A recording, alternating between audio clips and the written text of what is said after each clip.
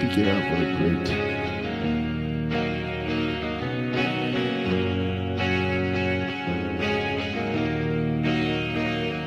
She said, I don't know if I've ever been good enough. I'm a little bit rusty and I think my head is caving in. And I don't know if I've ever been really loved by a hand that's touched me, and I feel like something's gonna give.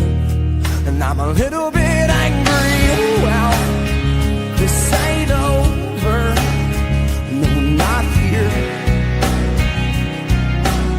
Not while I still need you around. You don't own me, will not change it.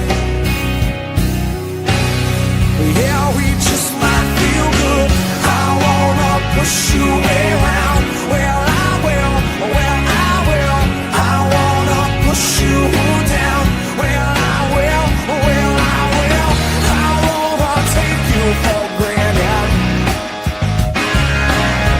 I wanna take you for granted. I will.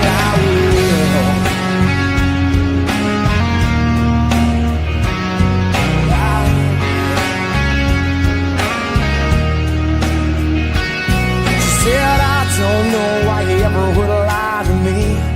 Like I'm a little untrusting when I think that the truth is gonna hurt you. And I don't know why you couldn't just stay with me. You couldn't stand to be near me when my face don't seem to wanna shine. Cause it's a little bit dirty, oh well. Well, don't just stand there, say nice things to me. Cause I've been cheated, I've been wrong with you. You don't know me, yeah, well I can't change. Well, I won't do anything at all. I wanna push you around. Well, I will. I wanna push you down. Well, I will. I wanna take you for granted. Yeah, I wanna take you for granted. Yeah, I will. Oh, but don't bowl me over. Just wait a minute. Well, I can't fell apart. Things get so crazy. Don't rush this, baby. Don't rush this, baby. I wanna push you. Ian Nasty, host Randy Chevrier and Sheldon Napashta guides you through great stories that spark great conversations. Two really big guys talking a big game. The boys are locked in and ready to go. Welcome to the ride.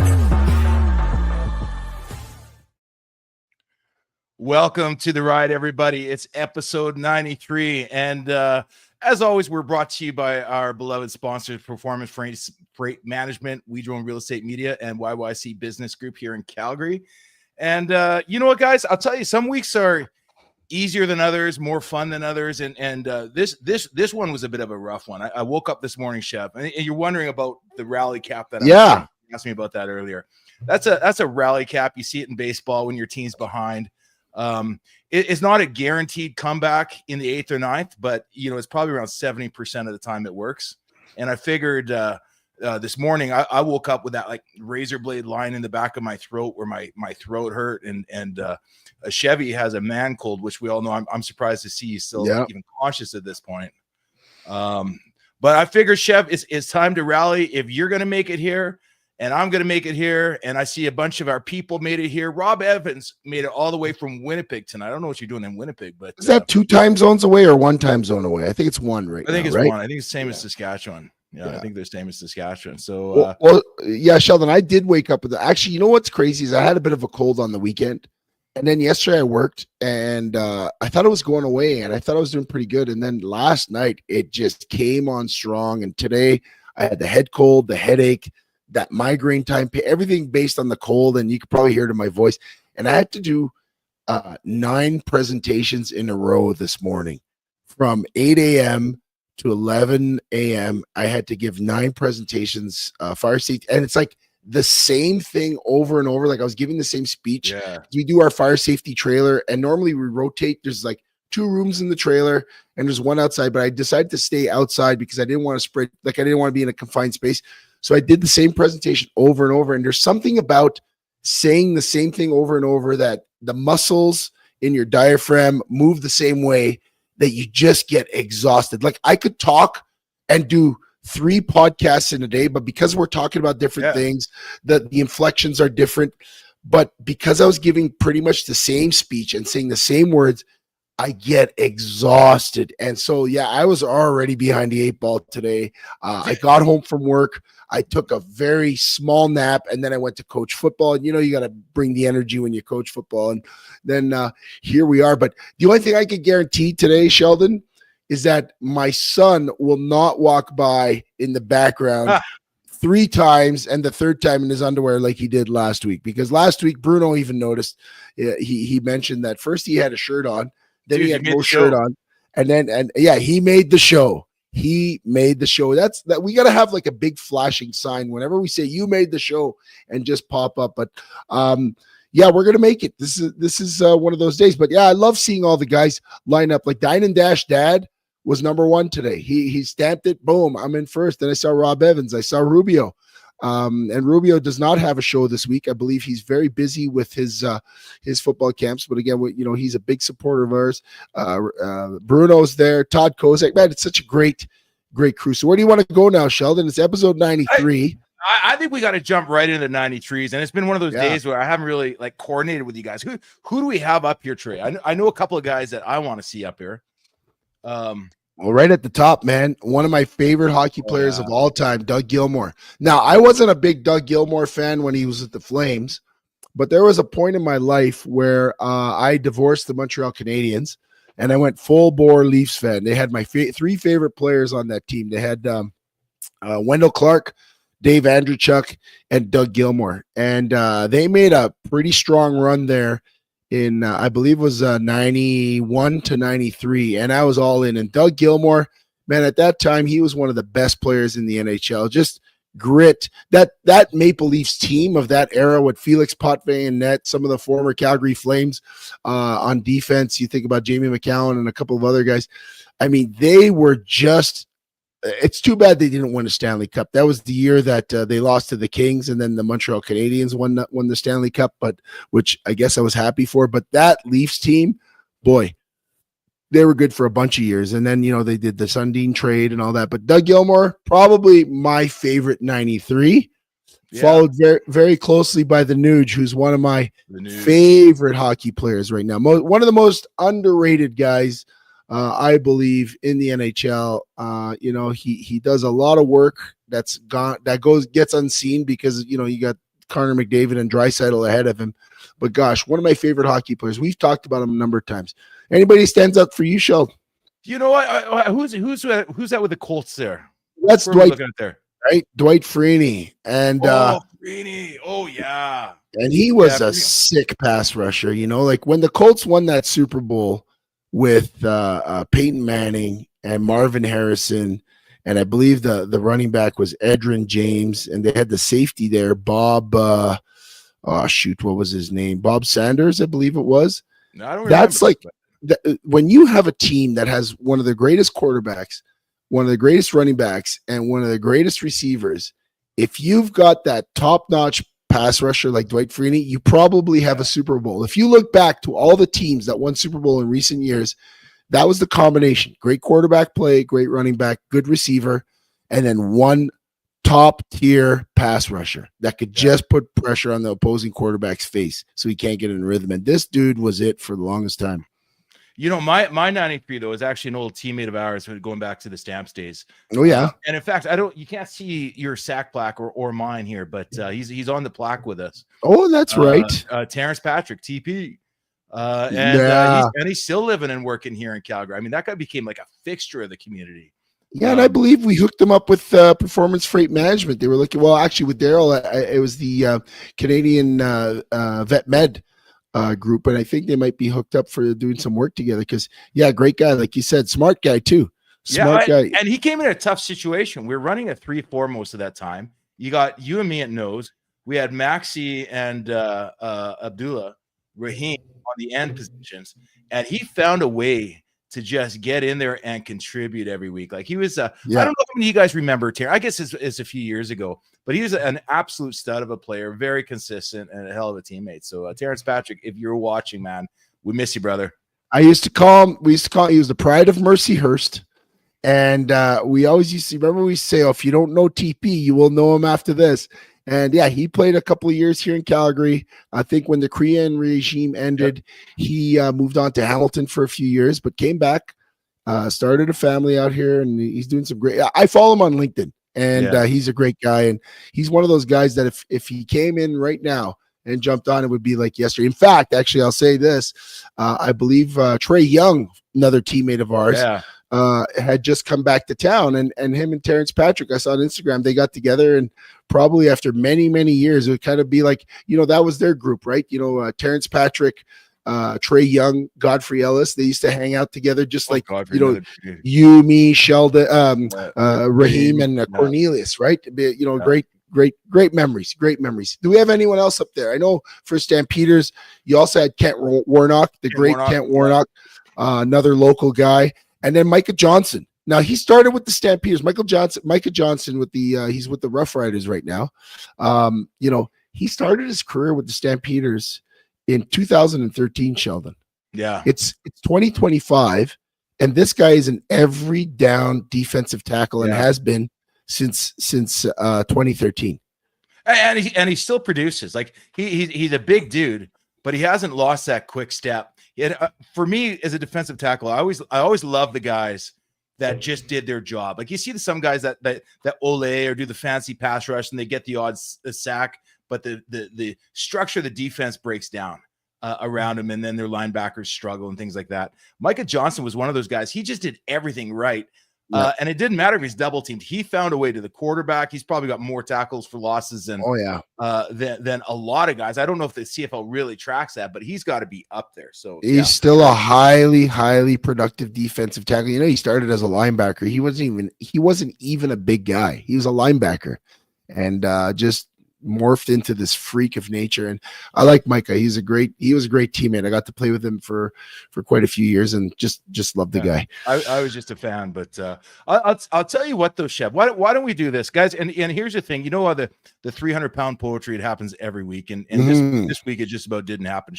Chev's running late from practice, got some family stuff going on, shuffling around, and so he's like, Nasty, you got the poem, brother. I'm like, I do not have the poem. Trey chimes in, Chat GPT, dude.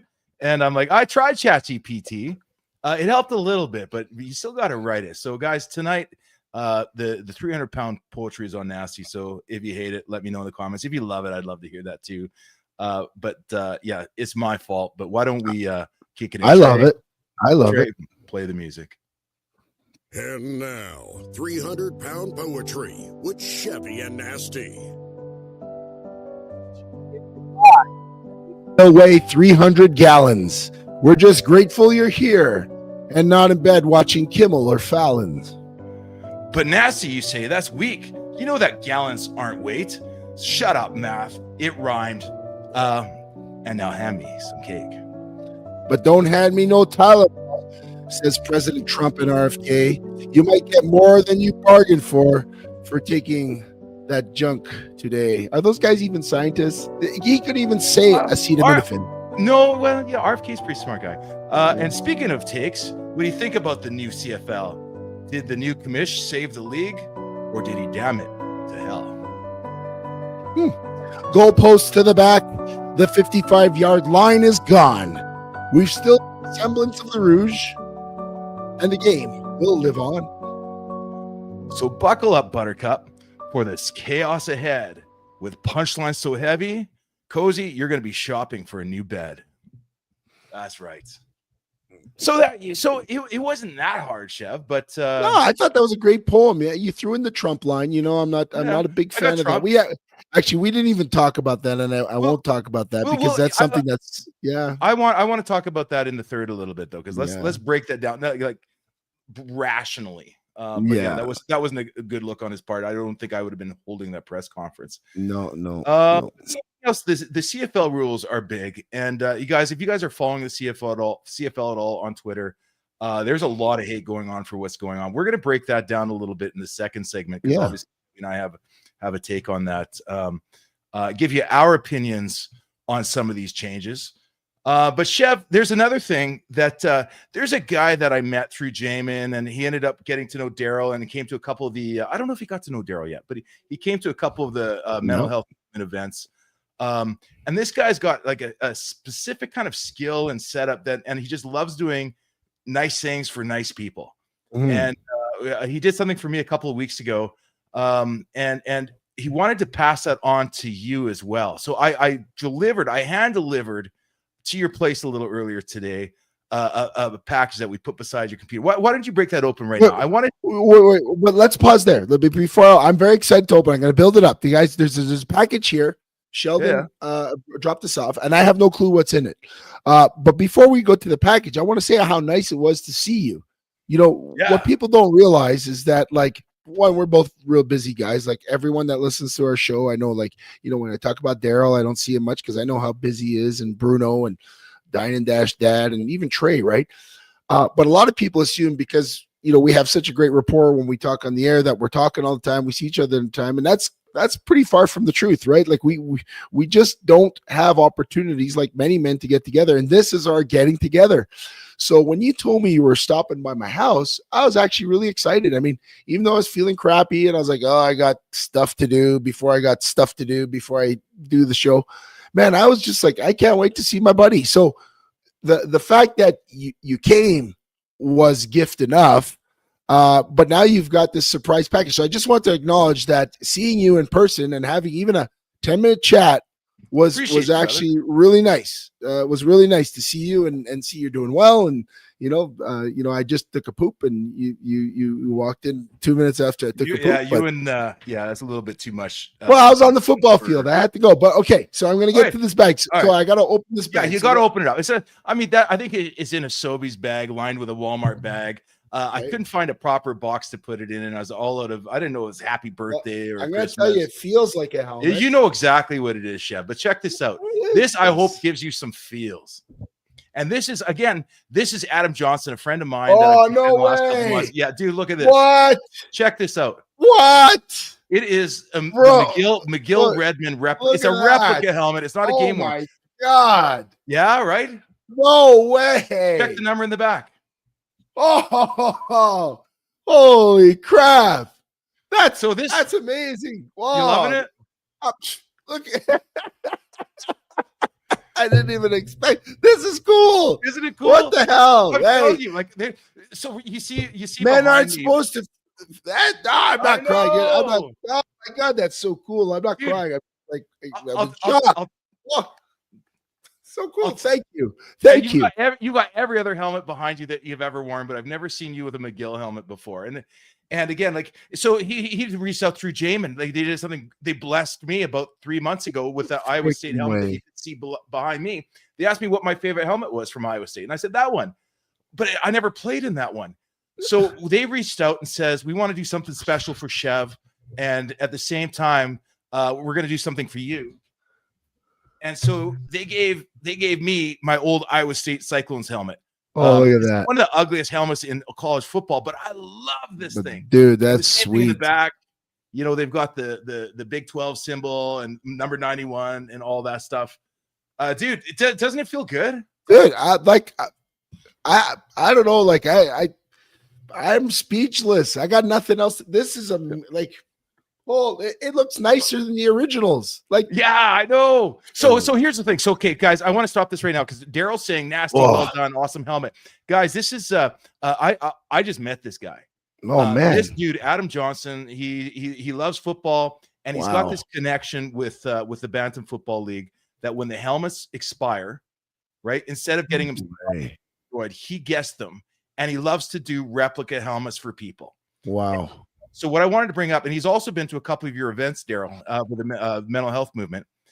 He wants to work with us to create like a Chevy and Nasty, like our logo on a helmet that he can offer up is a silent auction item at a upcoming event of Daryl's and ours. So it's dude, I just love I love the guy. And we put the men's mental health movement logo. Totally. Yeah, and maybe the little like Chevy and Nasty on there with in the back. I'm thinking instead of the league, we'll put the men's mental health movement on there. Adam, I don't know if you're watching, but little things like this can bring grown men to tears. I mean, I was close. Maybe I was there. I don't know. Maybe you guys caught it. If you're listening on Spotify or Apple Podcasts or Amazon Music, you didn't see what happened. But Rubio says that's the happiest he's ever seen me. Like, this is a 10:30 at night show after I've been up since 5 a.m. Sometimes the energy is manufactured. Sometimes it's legit, in terms of I get pumped up. Like, I get charged up by doing the show with Sheldon. But that was like out of left field. That's like one of the coolest things I've ever seen. Like, who would expect that? Like, this looks like if I played for McGill University, I'd be like, wow, this is the coolest helmet I've ever seen. Look at that. The only thing missing is my signature visor, but it's like a freaking cool helmet. Anyway, they had that on back order. It's a little bit hard to find. He was looking eBay and you know what? Sheldon, I'm floored because I actually do have a McGill football helmet up there. But it's all covered. It's covered from the Shrine game. Yeah, that's the one that's all covered up from the East-West Shrine game where I got to play against all the big-time American guys. And, so I got Texas Longhorns up there. I got Wake Forest. I got a bunch of Ohio State Buckeyes on there. So it's pretty cool. Like, I didn't want to take those off. So this completes, it's close to completing my collection. I got to get a couple of other helmets from the teams that I shamed myself away from when I got cut, but I'll get there. But I'm so appreciative, and this is a fantastic idea, man. Thank you for that. I'm glad I'll tell you. I appreciate it, Chef. I wanted to do something nice for you because you always do nice things for me. Thank you. But honestly, this was Adam Johnson, Jamin Domler set this whole thing up, and really what they're asking is how can we get involved with the mental health movement, and what can we give at the next event to put our stamp on it and help support the cause. So Adam Johnson, Jamin Domler, great work, guys. I love it. And I'm just happy to be the guy in the middle. Adam, thank you so much. Well, let me say, and Jamin, thank you so much for facilitating this. This is pretty cool. And for sure, when we do our next event, we're gonna be on top of it for sure. That's awesome. Sheldon, so I think right. Yeah. Chevy, I think here's what I'm thinking. We got a lot to talk about in the second, and we're already, I think we've already kind of hit the 20-minute mark here. Yeah. So guys, what we're going to do, we're going to take a quick break, but I know there's a lot of CFL fans out there, and you're all seeing that hate on Twitter and across the social media channels. We're going to break down when we get back some thoughts, what we like, what we don't like, what's going to work, what's not going to work. And we'd love to hear your input too. So join us, grab a snack, grab a pee, and we'll see you guys on the other side of this commercial break.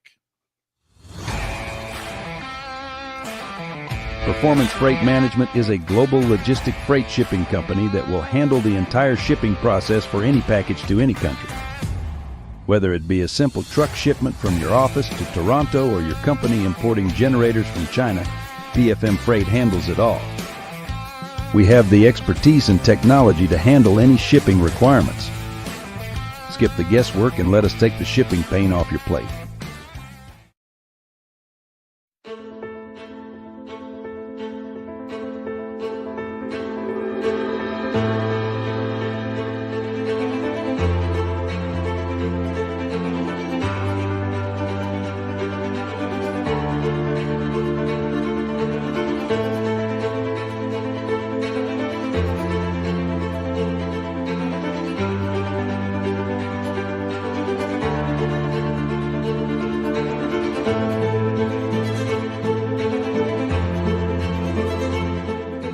Do you want your business to be known? YYCCalgaryBusiness.ca is Calgary's only online media platform that gets you noticed. Short-form video content is rapidly taking over as the most effective way to engage your audience. Whether you're being interviewed on a vodcast, sharing a sizzle reel, or even hosting your own show, there is one place you can publicize your business. We want to tell your story and introduce you to our network of empowered business owners and leaders right here in Calgary. Isn't it time you took your digital game to 11? Call us or email us now.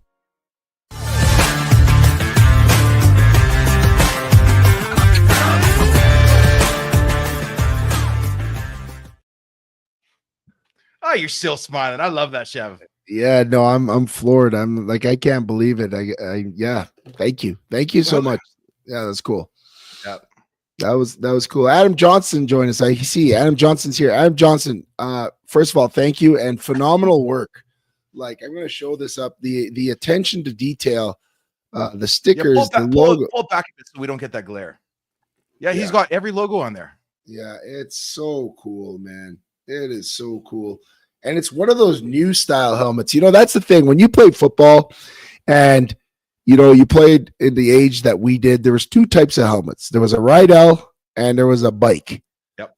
And that's about all they used. And they were round and and now you look at the helmets now, they look so cool. Some of the helmets, I mean, some of them look weird. The ones that look like hockey helmets where it's like an open visor face mask, those don't look like football helmets to me, but the ones like this, these the kids, I think they're called this is a shut, but they look like the Speed Flex. That's what all the kids like when they play. Like, that's a cool looking helmet, and that's mine. He looked around for that face mask as well. He's looking for one with the ring or the bar, like something that was old school. But it's hard to find the stuff that we played in. But I used to love that bullseye ring. Yeah. Do you remember when we played? There was the helmets that had the plastic. They were like the big thick plastic face bars, face piece. Remember, it was like, those remember,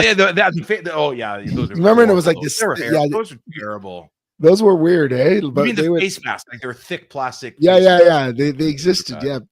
But yeah, helmets sure have evolved though. If you ever look on the inside of the helmet, what they look like now versus what they looked like when we played, it's amazing. It's amazing that there aren't more people with brain damage. I mean, shoot, it's coming out, but you know, in fact, today I just found out actually one of my former teammates that I played with in Cincinnati, Rudy Johnson, running back, great player, great teammate, was a super awesome guy, welcoming me to Cincinnati. He passed away. Yeah, there it is, from the effects of CT. And you think about the evolution of the equipment. I'm just looking at this helmet, how much this replica helmet looks better than the helmets I played in. I probably would be safer in this. You know, you hope that the advances in protection as well as research is gonna you know, eliminate or reduce the amount of things that we see like this. Because this guy is 45 years old, right? Like that's too young. That's too young. We talk about mental health, the mental health movement, the helmet. Protecting people from those things. Well, that's a big cause of it. And I just want to acknowledge my teammates. So a little segue there. There you go. No, for sure. That's good job on that. I remember Rudy Johnson. Yeah, I do. Good ball. Now for a segue, you talked about the evolution of the helmets. Now let's get into the evolution of the game and specifically the CFL. Like, we get on here, it seems, a few times a year. And we clearly love the CFL, grew up watching it, dreamt of playing in it, got a chance to do it, and just feel blessed. But the game has not changed, and there's been a lot of criticism over the years that it has not been evolving. All of a sudden, we have a brand new commissioner.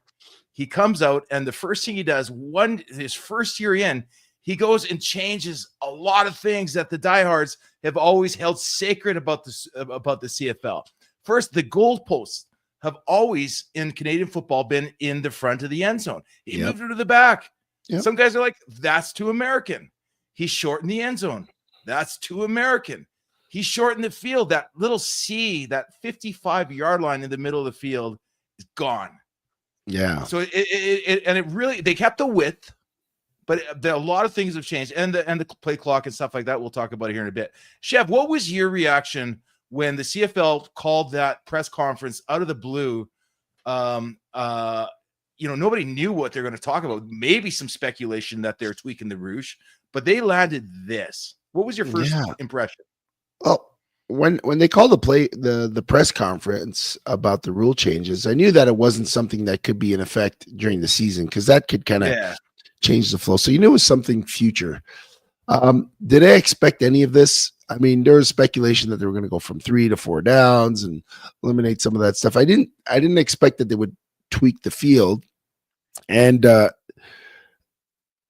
guess if you back up, we had conversations about change in the CFL. And I think this dates back to when Randy Ambrosie, the former commissioner, was speaking with The Rock and his XFL franchise about some sort of collaboration, some sort of merger.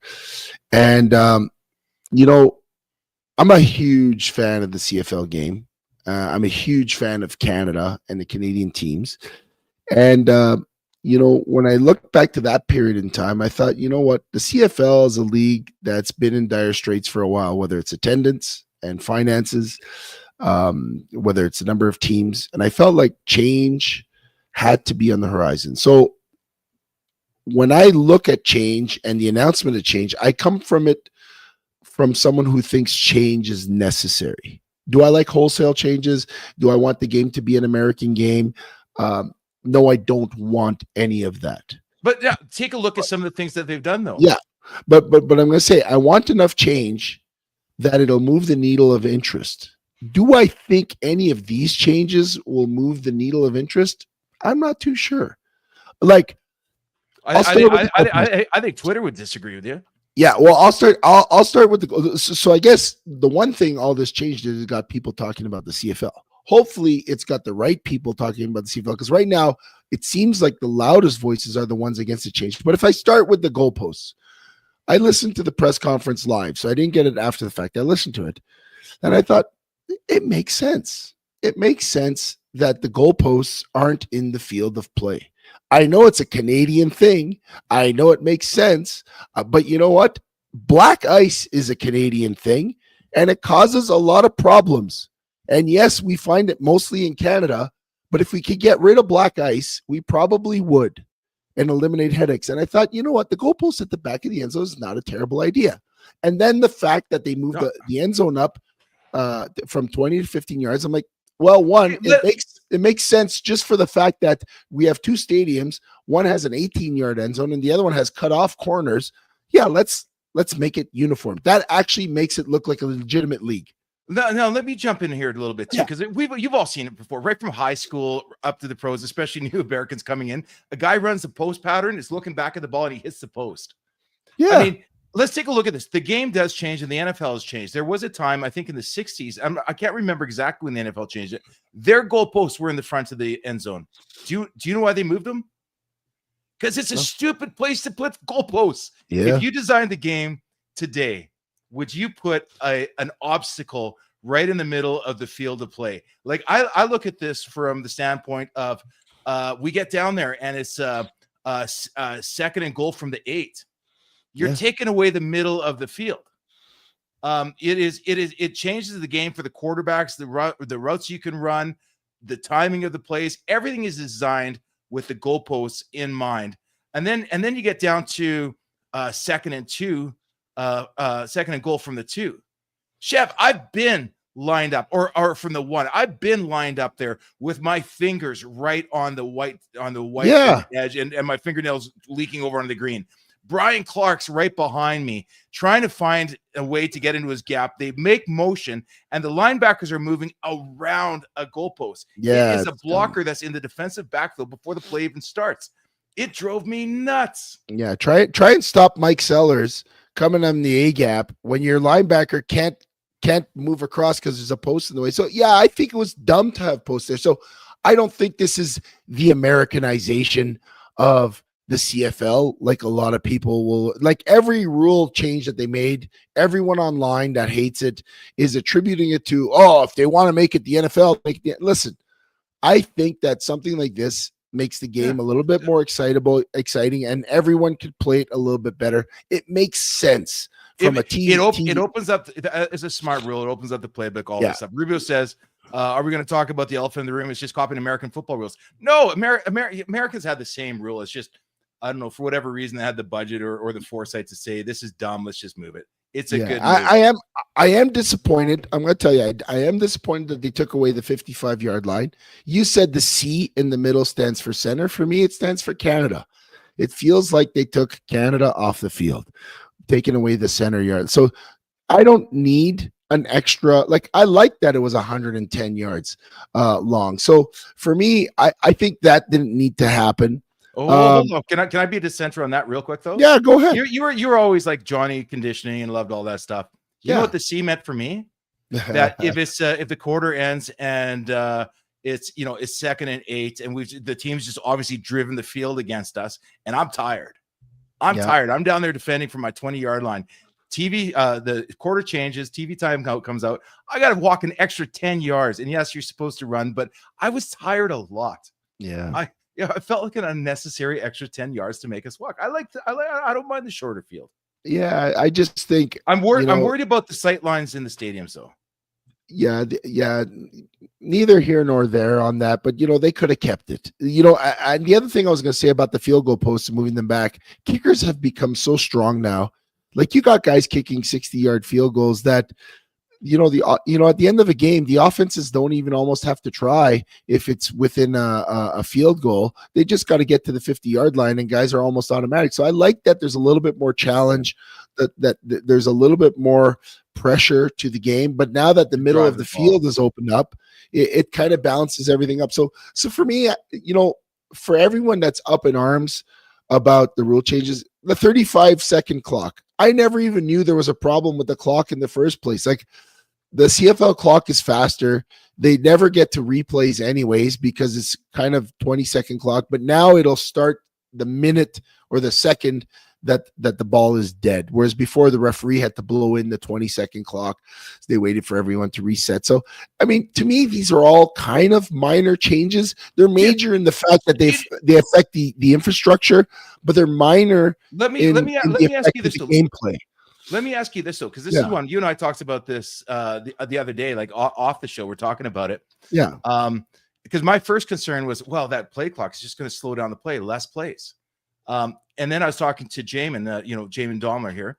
And he says, no, dude, you got that wrong. He says, okay, it's first and 10, you run the ball 4 yards, right? The play takes 4 seconds. They pick up the ball, they spot it, they run the clock. He goes, what about that wide out or that wide corner route that goes 65 yards down the field? He says, watch the game clock, because it is not stop time in the CFL. That clock runs for a minute while they get the ball moved back down, the lines change before it gets placed. It's wasting a lot of time. This is actually going to speed up the game and get us more plays. It's not a small change. It's actually a good change. Yes, it will cost you more on your first and your plays that go for 5-10 yards up the middle of the field, but it will speed up the play and get you more plays for the outs and the missed shots down the field. Yeah, no, for sure. If you missed it, the CFL announced some major changes. We talked about the changes to the dimensions of the field. If I would have done something, actually, if I was CFL, I mean, this guy's a TV guy, Stuart Johnson, the commissioner of the league who announced the changes. You want a better product for the TV because that's what his bread and butter is. We talk about streaming, we talk about TSN, and I've said this on other podcasts before. If I would do anything to the field dimensions, I would have decreased the width. And the reason I would have done that is when the CFL has the outside camera angle, the wide camera angle that captures all the players on the field, right? It has to be so far out to capture everyone because the field is so wide that the players look tiny. It looks like a soccer field. Yeah, and the players look small. And everyone says, oh, CFL players are smaller. Well, CFL players and NFL players are about the same size. The problem is they look smaller on TV. If you were able to get everyone in the angle, but closer in because the field would be not as wide, everyone would look bigger and people say, oh, you do have big guys in the CFL. The other thing is when the ball is on a hash and you have a far side receiver at the top of that extra wide field, that receiver is usually he does nothing. He runs a fly and die route. He does something to freeze the corner so the corner can't provide any sort of support to the field side. And it really renders two players useless on the field.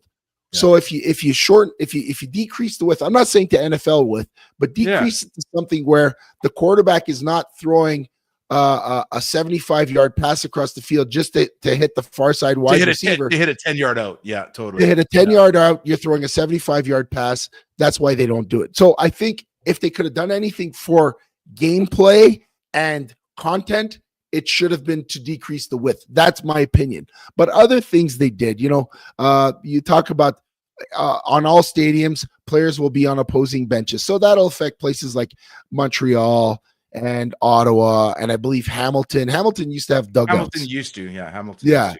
So I mean, I'm okay with that because you know what? You centralize it, you get everyone the equal opportunity to get the field. I hated playing in stadiums where you had to sprint all the way across the field for a substitute. It makes the game play faster. It eliminates delays. I'm okay with that. Let me ask you this. So one of the Yeah. big things, and I don't know if this might have come into play through sports betting, but you know the old Rouge rule. Which The Rouge is the big one. I love the Rouge in the CFL, but it always felt wrong when the game's tied. I'm going for a last second field goal. I missed, but the end zone's 20 yards deep and I tackled the guy in the end zone, or it went out the back of the end zone. Even though I missed, it was a horrible kick. I still win the game. We missed the kick and everybody's celebrating. I think my favorite thing about this, and I've got a little bit of nostalgia for the old rule there, and I'll admit that I do, but it makes way more sense that if the goalposts are in the back of the end zone, you're not rewarded for a miss. If you get a Rouge for 1 point, it's intentional. I'm either punting it into the end zone, and I did an amazing job covering it, which was my plan. It's an intentional 1 point. On the reverse side, if I'm returning the kick, I will exchange that 1 point for extra field position. It cleans up the rule for me. I think it was a good move. Yeah, I'm going to miss the randomness of miss the kick, but we still won. Right? Yeah, but you know, you'll still get. So this is the thing, and again, I'm going to keep heart. Like, I get that some people are so passionate about the CFL they don't want to see change. I mean, I sat down last night with Bruno, Coach Tony Fasano, and Shreko Sizakovic, and we were talking about this. And you know, Shreko played in the day where every single quarterback was a Hall of Famer in the CFL. You're talking about Damon Allen, Matt Dunnigan, Flutie, Garcia. Like, he was in the heyday of quarterbacks. Danny Barrett, like, all these guys were around, and they're all Hall of Famers, and they all played with the goalposts at the front of the league, you know. And his suggestion was, we need better quarterbacking. That's the problem with the CFL right now, and I would agree with that. So we can talk about that later. But anyone that's so passionate about the CFL, they don't want to see any change. But I'm with you. Like, when a guy misses, especially now that the kickers are so much stronger at kicking the ball, they can blast it through the end zone. I don't think it's great to reward a failure of a missed kick. Like, a kick is something special. So for all those people complaining that the Rouge is dead, it's not, because you know what? You still have a situation where if the ball is in the end zone and they got to get it out, they either have to run it out or they're going to concede a point. And it still allows for that chaotic play where a player will catch a punt in the end zone, and if the cover team is on him, he's going to kick it out. And then the kick team is going to kick it back in, right? That's the only way you can invest. So this might even open up those plays, Chev, at the end of the game where we're not in field goal range because we're missing that extra 15 yards. But it might open up more intentional plays like the Hail Mary to the 30-yard line followed by a pooch punt. Yeah, maybe. Like, who knows? The coaches will find a way to exploit this rule, but it's a better rule because you're going to earn the point rather than miss and randomly fall into a point. I agree. So the fact that the Rouge still exists, if they eliminated it completely, I would have been upset. The fact that they cleaned it up, that you can't get rewarded for failure, I'm okay with that. But this is the thing. Yeah, go ahead. Okay, I'm going to get off the Rouge and all that stuff. I'm going to talk about the one thing that I'm not sold on.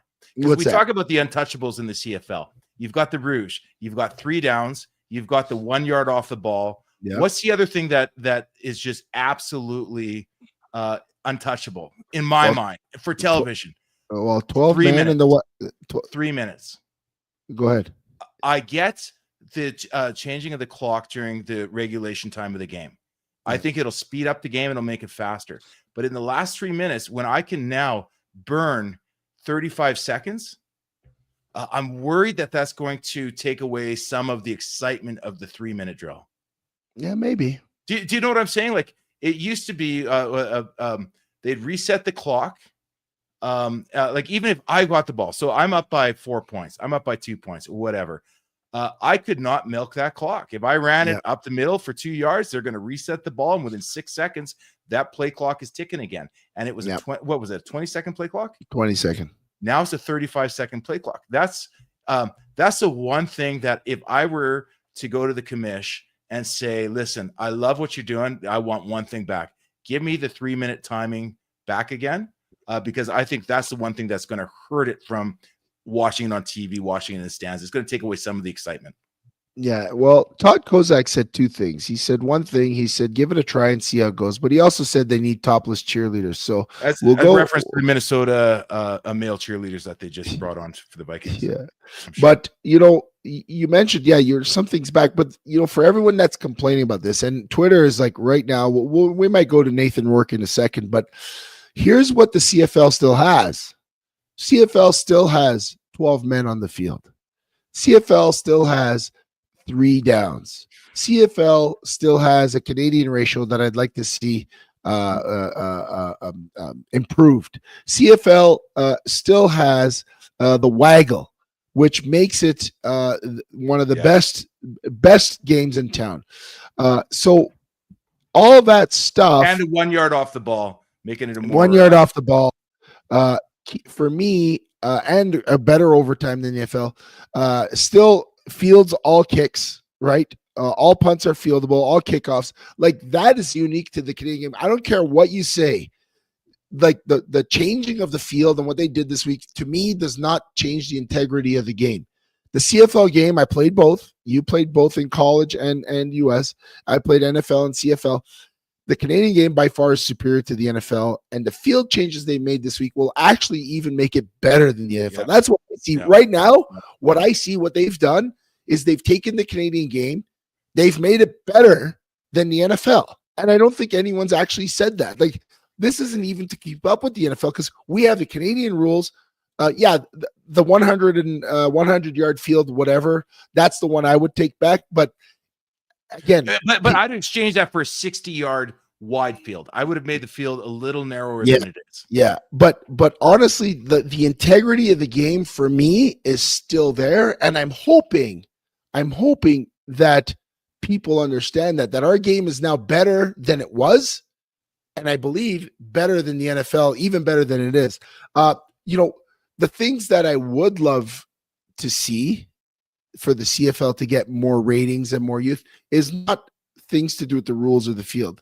As Shreko said, they need to improve the quarterback play because the quarterback play in Canada, is terrible.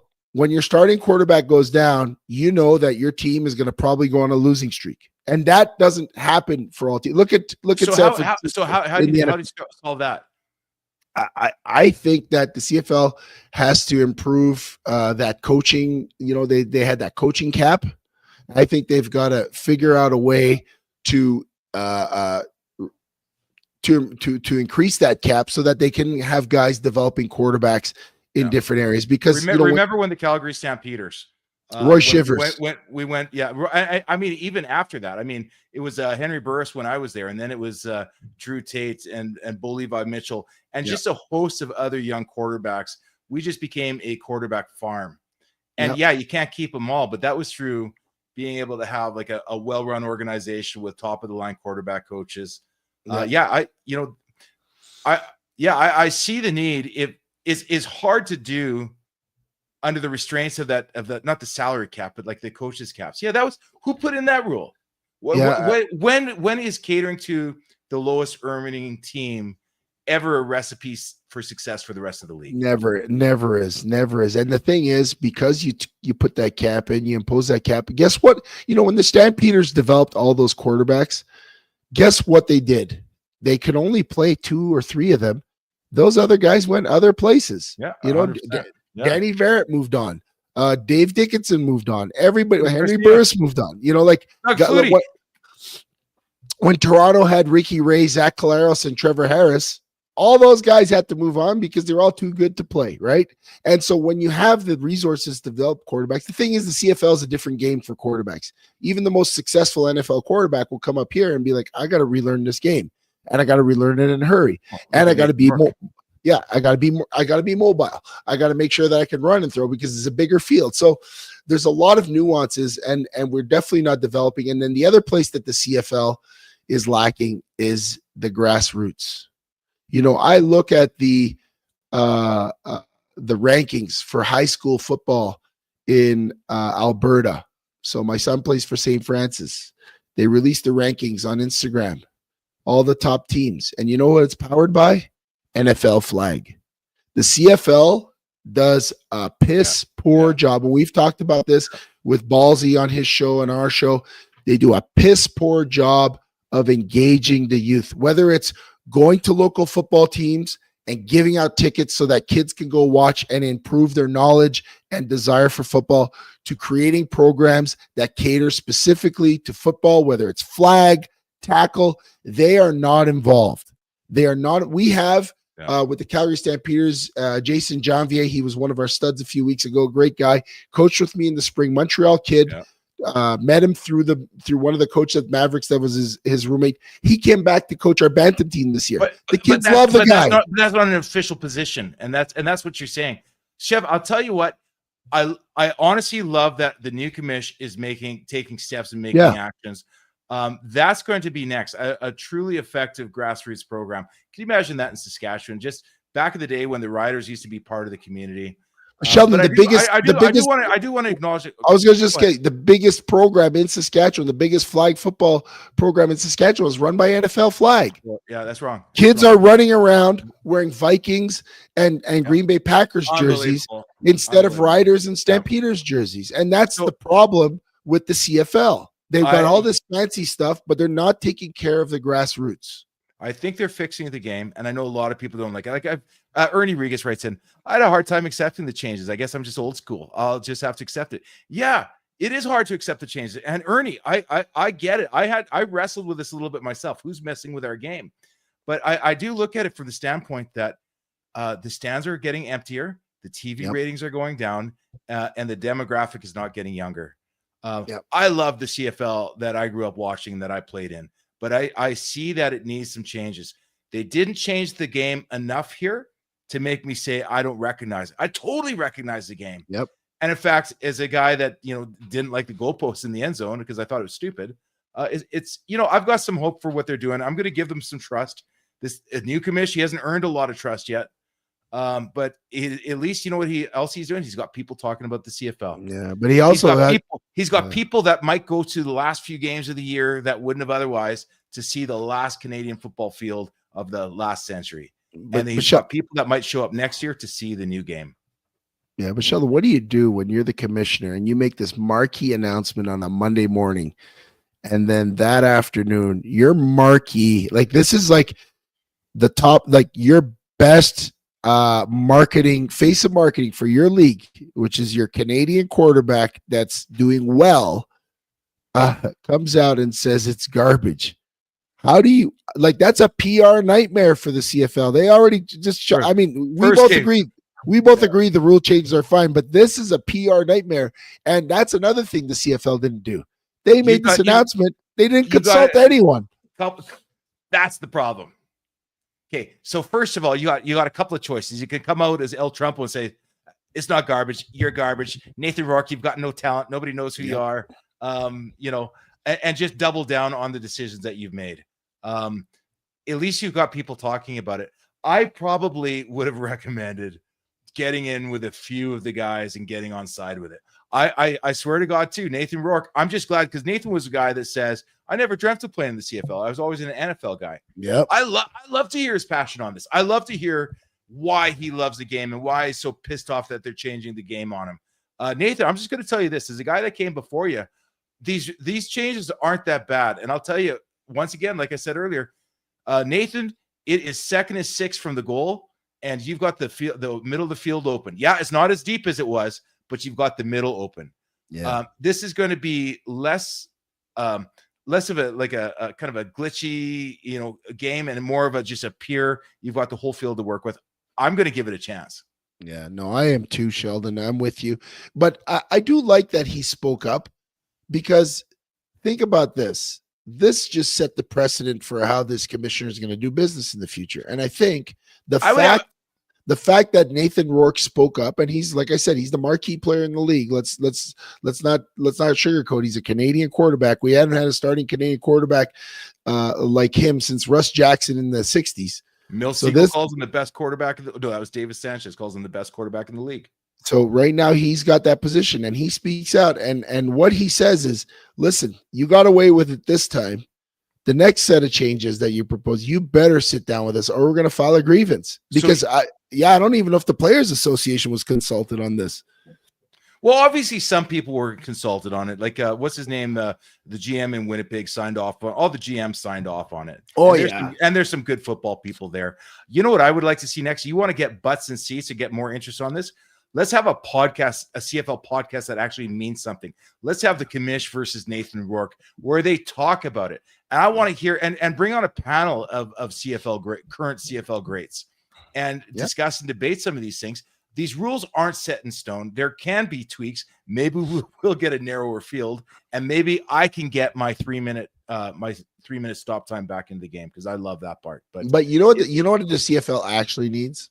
The game is the afterthought. What the CFL needs is needed cameras in every one of those meetings that Stuart Johnson had with whoever he was consulting with. Whatever those, like, again, I referenced the Dallas Cowboys documentary. You watch that documentary, just how forward-thinking Jerry Jones was when he had cameras in the draft room. It wasn't about who they spoke, like who they picked. It was about the drama regarding the decision-making. And you put cameras in the room when he's like, hey, what do you think? Should we move the post? What do you think people are thinking? And then cameras the next day when he's reading Twitter, he's like, oh, geez, Nathan Rourke, and create a series about that, like reinventing a league, something like that. And now you got a Netflix show that's like, oh, shoot, these guys took 100-year-old football league and they're trying to reinvent it in real time. I want to see that. I want to see him being like, oh, shit, I just gave a press conference and now our best player is calling me out. Oh, like, what do I do? Get him on the phone. That's what people want to see. They don't care about the rule. Like, we're all going to live with the rule. Whenever they put the goalpost in, we're going to be like, okay, it's the drama surrounding the decision making that people want to see. That's, they're missing opportunity. I hope they can find a way to introduce some of that. But at very least, if Twitter's talking about you, there's eyes on you. Yeah. Hopefully the conversation will continue. Chev, with that though. Yeah, I think it is. We are going to take a break. We went a little bit long on that. I don't even know what we have planned for the third. I think we got a couple of studs and duds, a couple of things we can talk about. I think we got to get into the Tylenol. We'll figure. There's a couple of things out there, guys. Do that one, Sheldon, but sure. Well, I'll give my take on it then. Okay. But guys, anyway, we'll get this figured out in the next couple of minutes. Anything you guys want to talk about, throw it in the chat line. Chevy and I are going to be on for another 10, 15 minutes, and we'll see you all right here when we get back on the ride. Performance Freight Management is a global logistic freight shipping company that will handle the entire shipping process for any package to any country. Whether it be a simple truck shipment from your office to Toronto or your company importing generators from China, PFM Freight handles it all. We have the expertise and technology to handle any shipping requirements. Skip the guesswork and let us take the shipping pain off your plate.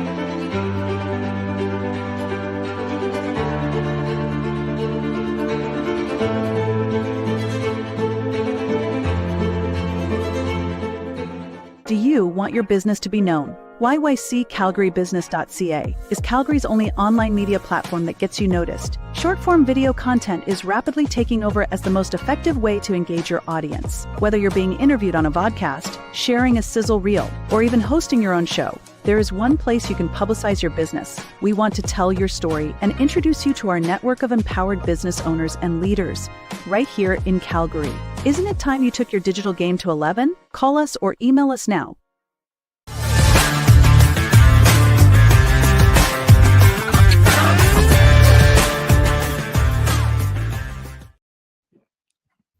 Welcome back to The Ride, episode 93, brought to you each week by Performance Freight Management, We Drone Real Estate Media, and YYC Business. Sheldon, that was I'll tell you what, if we're talking about it and other people are talking about it, that's good for the league. I enjoy talking about football. You and I are both not scores guy. We could care less about the stats. I mean, players are going to win, but like, you don't come to us for the stats, but discussion about the game. I think that's great. And if anything, it got people talking about the game, but I think the CFL needs more. I think this commissioner, this is not like, for me, this is actually not a big deal. I know it's big news to them because it's going to change the actual infrastructure of the stadiums. But if you could plunk down 9 new stadiums tomorrow, someone said, here's money. You got the money, put 9 brand new stadiums in tomorrow. This wouldn't move the needle for me because it's not, I don't think it's enough. I think it improves the game. I think it makes the CFL better, but it's like saying, hey, we got the best car in the world, but no one knows that you have it. No one's going to drive it. You got to figure out the next step. How to make the league, as Adam said, more marketable, where to put the money in. This is a first step. I agree it's a first step, but this is not the be-all, end-all to make we don't know if they have a plan. I mean, we've never seen anybody take this kind of the last commish. What did he do? He took a tackling out of amateur football. This is started recruiting nationals, which we've got some great Australian kickers now. Yeah. But I'm going to give him a little bit of room. This was a bold move, and I liked it. Yeah, people are not going to like it, and he's not going to be popular for it because he touched the Canadian game for sure. But I'm with you. I'm a guy who believed that change is needed. I don't think it's enough, but it's in the right direction, at least game-wise. Now they've got to change their culture. So let's take a look at this. So Adam Johnson just writes in, children's pricing, more family pricing, special needs, senior homes. I'll take it as far as Bantam football players, discounts. Here's the thing. I was listening to a podcast a couple of weeks ago about the NBA and about when it was the guy that was involved in the creation of the Toronto Raptors. Yeah. Everything from the choice selection of the name to the jersey colors to the mascot, everything that went in. Do you know where they went to for their research and development? No. 12 to 16-year-olds. Yeah. Do you know why they did that? It's the future of the game. Yeah. You get the kids involved. You get the kids talking about it. You get the kids excited about it. And those kids now start wanting to go to the games. It almost doesn't matter what we think, Shab. We're going to go watch it anyway. I get to watch Saskatchewan play. An old buddy, my old buddy's kid is now playing with the Riders. And I've got the Riders. I've got the Stamps. You've got your teams. How do we get the kids involved? Yeah. And I was thinking, Daryl, if you're still there, we were chatting about the rule changes the other day, and Daryl kind of put in our chat. He's like, well, this is not going to get me back. But Daryl, no offense, they don't want you back. They don't want me back. We're not what's going to be the future. They want Lincoln in the seats. They want to get to Lincoln and where Lincoln goes. Again, I referenced this Dallas Cowboys thing, but there's so many great tidbits. Like when the NFL was locked into 2 things, they were locked into Reebok. Everybody was in Reebok, and Jerry Jones went to Nike. Why? Because Michael Jordan was selling Jordans, and that's where the teenagers were. They weren't buying Reeboks. Totally. Yeah. And then the NFL fired the antitrust thing. The other thing, Jerry Jones, is NFL had a cushy deal with CBS. Just enough money to make everyone some money, but nobody was getting rich. And Jerry Jones went to Fox. Why did he go to Fox? Because Fox had the edgy television. It had Married with Children. It had The Simpsons. It had all those shows that your parents didn't want you to watch, but you watched anyways. And that's where he put the NFL. And the NFL is what it is because they went to where the youth are. And the purists, the loudest voices for CFL fandom, unfortunately, are the voices that need to be silenced because they're the ones that are going to keep it in the dark ages. We're keeping it exactly the way that it's always been from the time that our dads introduced us to the game. And look what Daryl wrote. Lincoln said he was excited that they moved the goalposts back, right? And, Lincoln, Daryl's son, is kind of getting into football at a time where it might be super exciting watching it from his perspective. And people of our age, and I would say a little bit older, would be like, oh, I'll never watch it again. And like, it's not my CFL. And again, they don't care that it's not your CFL because your CFL will not attract the new CFL fan. And that's what they've got to find. And I think it starts with the rules, the game, which they're doing, but they definitely have to go to the places where the youth are. I don't care if TikTok. I don't care if it's influencers. I don't care if it's, watch the Savannah Bananas. You see Savannah Bananas, those dudes sell out Major League Baseball stadiums, and all they do is dance, and the people love the game. Maybe they're going to have to start doing some Savannah Banana stuff to get the young kids. I don't care if it's a halftime dance where both teams choreograph and they come together and they dance and then they play football. Like, who knows? That would look stupid to us. But if it puts 50,000 fans in the seats. If it works on TikTok, it's going to work for the league. Yeah. All right. That's enough CFL. I think I've said my part, and I think I heard your part. I agree with you, but I feel like we're kind of it's fun to talk about the league we love. So let's move on then, because this is a segment we didn't have. I'm not sure where we're going with this. Trey, I don't know if Trey has some studs or duds or anything he wants to throw up on the screen. Studs and duds. Stud. Well, you got a dud. Okay, go ahead. So Chev, you said you didn't want to take this one at all because, obviously, but there's some involved. Well, I have some people in my life that are connected to autism issue. When this came out, they were absolutely flabbergasted. First of all, again, I guess I am taking it. You got a president and his buddy RFK. President can't even pronounce acetaminophen, and he's making a major announcement about a drug that he thinks links to autism when autism was in existence before acetaminophen or Tylenol, as he can pronounce. And so the he insult pronounces it Tylenol. Yeah, the insult is that any person who has an autistic child that may have taken Tylenol when they were pregnant is probably now spiraling into some sort of depression because of what this man said, if you believe anything he says. But the fact that he's an absolute moron saying this, you should actually take it with a grain of salt. So for me, it's moronic. That's about all I'm going to say about it. To me, it's an absolute dud move. Absolute dud. Go ahead. Okay, I'm going to jump in on this. First off, I watched that press conference. Chevy, it was horrible. It was the cringiest thing I've ever seen. And it was the classic Trump. I'm going to get in front of this thing. So if something comes out of this that's good, I'm going to get the credit for it. But he clearly was, even his own guys behind him would step in and things like that. But I'm going to take a bit of a different take on it. I get that you have autism in your life. Chevy, I have autism in my life. I have family members that are going through it. I have, it's a big part of family discussions, medication, what our kids are going through. It's not good. It's hard. There's different degrees of it. It's a spectrum. And I will say this, back in the 1960s and 1970s, you would have about 2 kids diagnosed per 10,000. Yes, they didn't talk about this, the spectrum scale back then. Yes, it was probably more like 50 or 70. But I will say this, when I was growing up with my cousins, we didn't see it prevalent. And something's happened over the last 20, 30 years that all of our kids, every one of us are touched by it. It's as common as chickenpox. And it makes family get-togethers hard. And I know the ones that have that have it extremely bad, it's really rough for. Here's what I'm saying. Why haven't we been talking about this longer? Because this, it has something to do with environmental factors. It has to. Unless the human beings' genetics have changed, it is worse than it's ever been, and it's continuing to get worse. Sheldon, hold on, let me finish. Go ahead. I'm not saying Tylenol caused it, but what does Tylenol? When do you take Tylenol? Fevers, infections. Nobody's ever talked about the cause of Tylenol. I'm tired of people saying that it's just, they just misdiagnosed it back in the day. No, they didn't. It is more prevalent now. And even if a buffoon gets up there and gives a horrible speech, let's start putting a little bit more emphasis on understanding what the root cause is. Is there something in our environment, something we're eating, something we're taking, something we're drinking that is sparking this on? I'm not saying I have the answer. I'm not saying I'm any smarter after watching that press conference, because I'm not.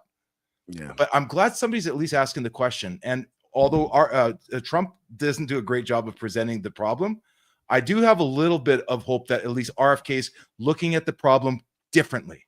Yeah, and Rubio, he hasn't solved it, but he's looking at it differently, and he's not settling for what everybody else says, that vaccine, you're a vaccine conspiracist. No, but there's something out there we got to figure out. Yeah, I love my buddy Rubio, but I'm going to respectfully disagree with him on this. Trump was not simply saying let's figure it out. He was saying that if women take Tylenol during pregnancy, they have a higher risk of autism, and I just think that's an insult to any woman He just directed billions of dollars of research to solve the greatest challenge that our kids are having today. Chevy, you know it, I know it, and I it's gross the way he said it. I get it.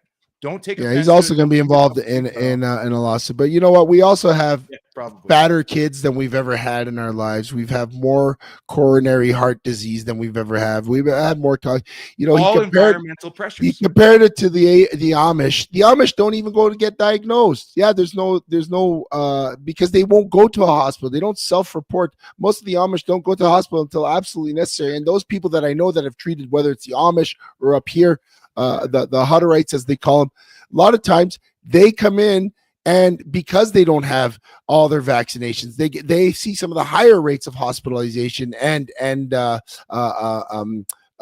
contraindicate, like negative consequences because of the sicknesses they're getting. So I don't have the numbers on it, and I'm not even going to try to pretend that those numbers are right. I don't know, but I will. Again, I watched it. I'm changing the. Okay, go ahead. Change the subject. My last word is: you're the president of the United States. Your words have a lot of power, and he wields them so callously that sometimes to me it's disgusting. There's sometimes where I could take him, but in this case, I can't. Okay, I lied. I'm going to take the last word. Go. Billions of dollars just got presented to stopping making excuses for autism, and let's find out what the hell's going on in our society. I like it. I don't like how he delivered it. But what I was going to change it to is sometimes there are things that we assumed were always fine. Do you know what baby powder is? Like in specific, that's like aluminum, isn't it? Yeah, talcum is talcum powder, which is a heavy metal that Johnson & Johnson had really forwarded for years. I just watched it, and I'm not saying this is all truth or all fact. For years, they understood that the heavy metals, especially how it combines with the asbestos that they use in it, when put onto private parts and got ingested into the body, really drove up the cases of like female ovarian cancers and different cancers like that. That was kept hidden from us for 30 or 40 years. Even today, there are people that are using baby powders that have some heavy metals in them.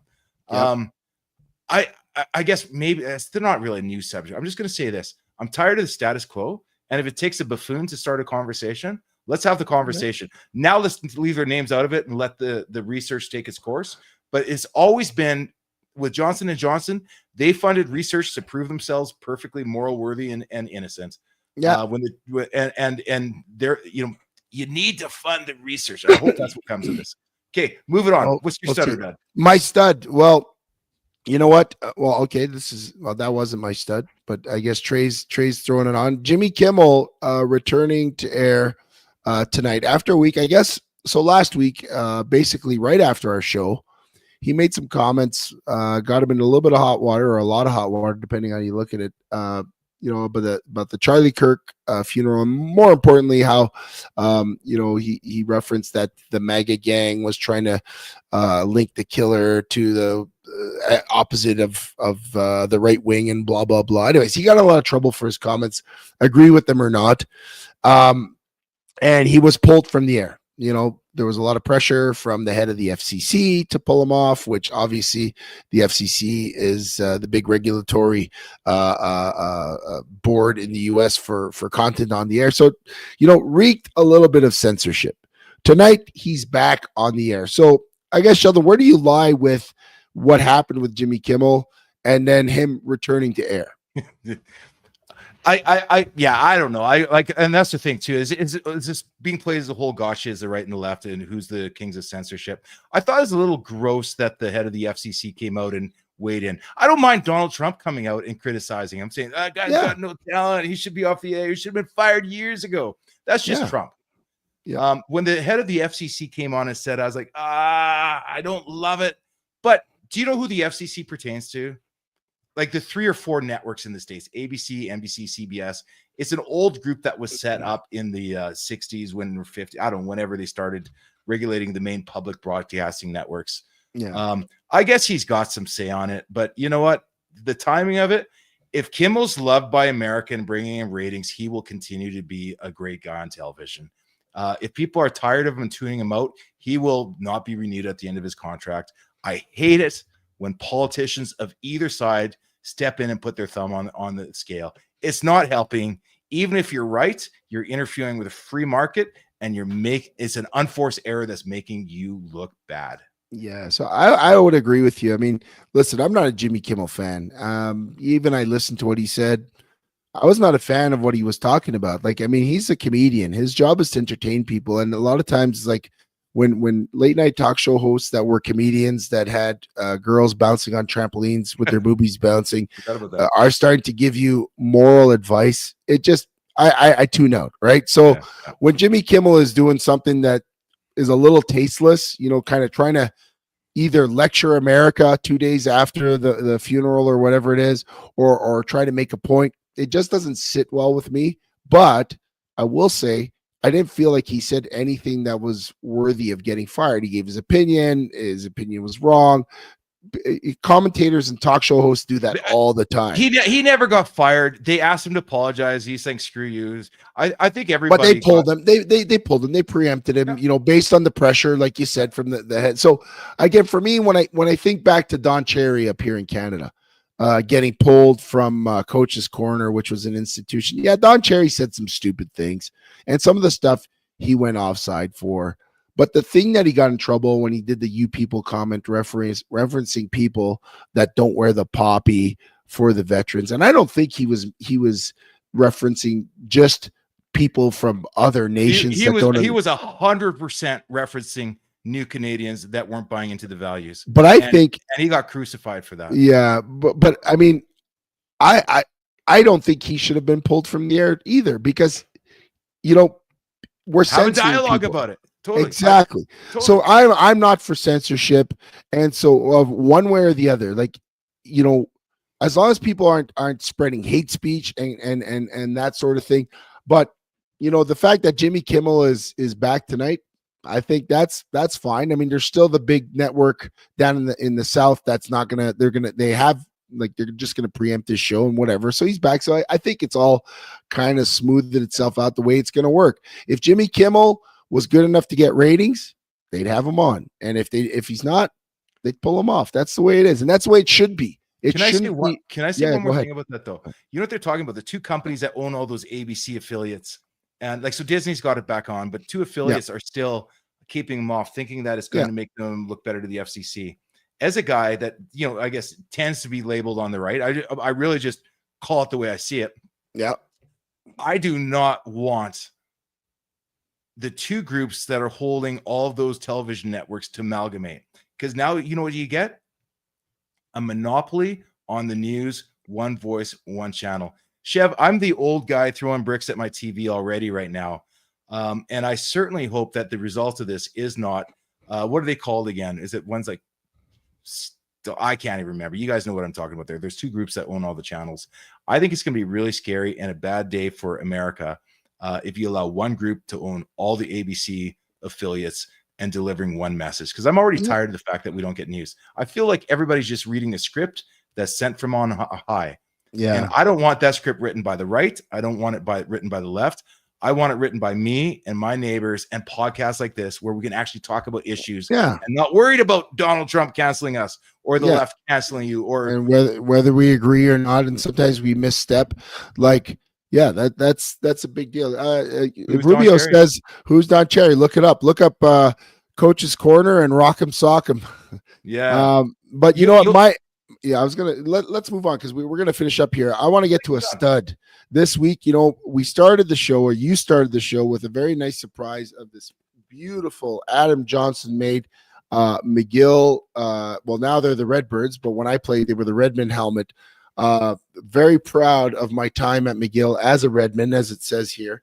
And this week, the University of McGill played the University of Montreal Carabin. Now, the Carabin who've been in the league now, it's been 23 years they've been in the U Sports. They weren't in existence when I played, which is really aging me now. McGill has not beat the Carabin in 23 years, Sheldon. Yeah. The Carabin are ranked number 2 in Canada I believe probably behind Laval, if I'm making any guess. And McGill beat them this week. Yeah. So my stud of the week is my McGill Redbirds. I don't know if Trey has a picture for me. I sent an article this week, but I guess he doesn't. Maybe we put him to sleep with our Trump talk. But for me, my stud of the week, Sheldon, I'm holding up my helmet. The McGill Redbirds. I'm very excited that they won against the Carabao. First victory in 23 years. It's tough because McGill is a school that it's kind of like an Ivy League school playing some of the, an Ivy League school playing in the big conference in the SEC. Big Ten, the SEC. Yeah, totally. Yeah. And it's like you got all these smart kids that need high grades to play, and you're playing against some of the best. Well, they got a few Chevys there too, though. They've got a few Chevys. In yeah, the program. Well, they got more guys in the NFL than probably all the other schools, but they beat Montreal there 31-20. It's historic, 31-24. Yeah. The running back there, Eloa Latendresse, I think he rushed for over 300 yards, something ridiculous. Like he's a running quarterback. I'd love to see him in the CFL. Trey would love him. If you love Trey Ford, you'll love this guy. But yeah, so that's my stud. Do you got anything else? He's going to go on to be a neurosurgeon or whatever. Oh yeah. Yeah. The last thing on college, because you got to love where you came from. And Iowa State Cyclones, we had the bye this week, but we've already beat our rival in the Iowa Hawkeyes last week. We're 4-0 and ranked 14th overall in the NCAA right now. Win next week against Arizona, and we could move into the top 10 and into that playoff contention. Still a lot of season left, but there's something good about seeing your old boys do well. You know what I mean? Oh, for sure. Yeah, you might be so far away, like I am and you are, but when it comes in the wire that they won against a big team, you feel for the boys because you know that they worked hard for that. So, and you know how hard it is to win football games. Jeez, it's tough. So. Guys, with that, it was a great show. Sheldon surprised me with that wonderful helmet. Again, thanks to Adam Johnston for the wonderful craftsmanship on the McGill helmet. That was such a great surprise. Guys, all of you that showed up from our friend Rubio in the States to Jamin and Ernie and Todd and everyone in between, guys, we appreciate that you show up every week. Sheldon, I appreciate that you showed up to my house tonight. Not only through my internet connection, but in person. That was a big surprise. And if you guys want to show up more for us, like, subscribe, share our channel at Chevy and Nasty, Facebook, YouTube, Instagram, X, Amazon, Apple Podcasts, YYC Business, and TikTok. We love coming on. We love the fact that we get stuff to talk about, and we love hanging out with you. Sheldon? That's it. Guys, we're out. We'll see you all next week. Thanks for joining us on the ride. She